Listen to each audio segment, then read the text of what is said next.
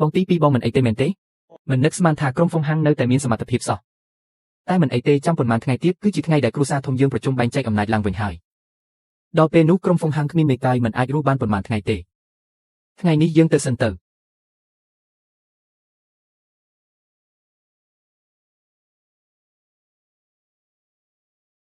អ្នកនាងធំអ្នកនាងមិនអីទេមែនទេហើយស្លាប់ហើយខ្ញុំប្រាប់ហើយថានៅទីនេះមិនសុវត្ថិភាពទេ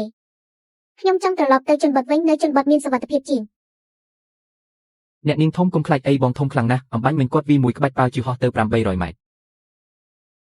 អំបាញ់មិញមិនមែនខ្ញុំជាអ្នកវីទេមិនមែនបងធំចុះជានរណានៅលើលោកនេះអ្នកដែលអាចប្រើកម្លាំងធាតុវីប្រហារតាមខ្យល់បានខ្ញុំនឹកឃើញតែម៉ាក់ឡុងទេហាស្អីគេម៉ាក់ឡុងគឺម៉ាក់ឡុងដែលជាអ្នកខ្លាំងទី1លើលោកដែលគេល្បីថាមិនងាយបានជួបនោះមែនទេវ៉ាវម៉ាក់ឡុងមិនត្រឹមតែខ្លាំងទេថែមទាំងមានអំណាចទៀត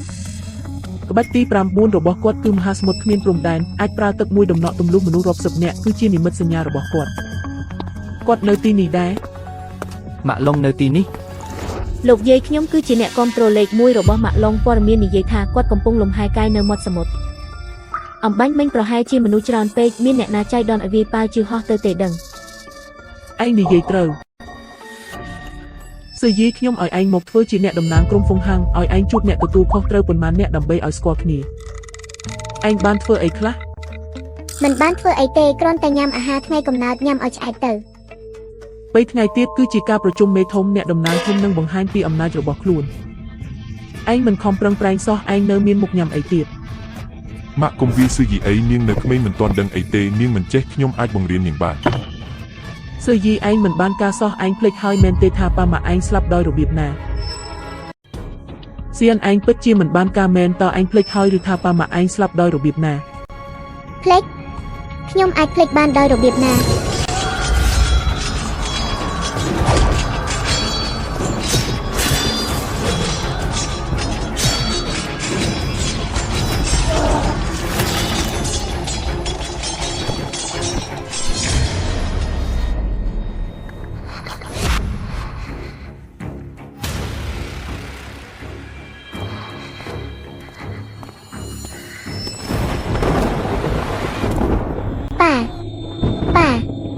ប៉ា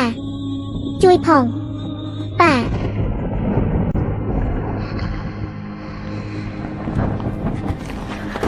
បាក់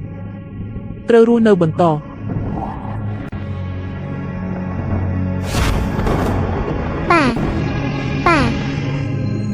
បន្ទាប់ពីនោះមកខ្ញុំត្រូវបានគេបញ្ជូនទៅរស់នៅលើភ្នំប៉ុន្តែខ្ញុំមិនដែលទទួលបានដំណោយណាមួយអំពីមូលហេតុនៃការស្លាប់របស់ឪពុកម្ដាយខ្ញុំឡើយដូចជាបារម្ភពីការសងសឹករបស់យើងសត្រូវទាំងអស់បានបាត់ខ្លួនខ្ញុំដឹងថាមានតែការលាក់បាំងសមត្ថភាពជាមុនសិនទើបអាចធ្វើឲ្យស្ត្រូវបន្ធូរបន្ថយការប្រុងប្រយ័ត្នហើយបង្ហាញខ្លួនដោយខ្លួនឯងដូច្នេះខ្ញុំគឺសៀនត្រូវតែប្រើភាពស្ងប់ស្ងាត់ដើម្បីគ្រប់គ្រងចលនាសងសឹកដោយឈាមពួកគេម្នាក់សុទ្ធតែអាចជាឃាតដែលសម្លាប់ប៉ាម៉ាក់លោកយាយខ្ញុំមិនភ្លេចទេឯងអាយុ20ឆ្នាំហើយរៀនក៏មិនពូកែសមត្ថភាពក៏គ្មានឯងមិនអាចទ្រទ្រង់គ្រួសារសៃបានទេមិនអីទេឯងយកទ្រព្យសម្បត្តិគ្រួសារសេធ្វើជាថ្លៃបណ្ណាការហើយទៅពឹងផ្អែកលើគ្រួសារយ៉ាវដោយប្រើវិធីនេះដើម្បីធានាភាពពេញលេញរបស់គ្រួសារសៃចុះលោកយាយគិតមើលម្ដងទៀតទៅសៀនមានគ្រាន់តែជាមនុស្សងងម្នាក់តើសុំនឹងបងប្រុសឆៃយិនមកពីគ្រួសារអភិជនយ៉ាងម៉េចទៅសម្រាប់ចិត្តបែបនេះហើយសៀនឯងមើលខ្លួនឯងទៅមើលទៅមានអនាគតបន្តិចទេ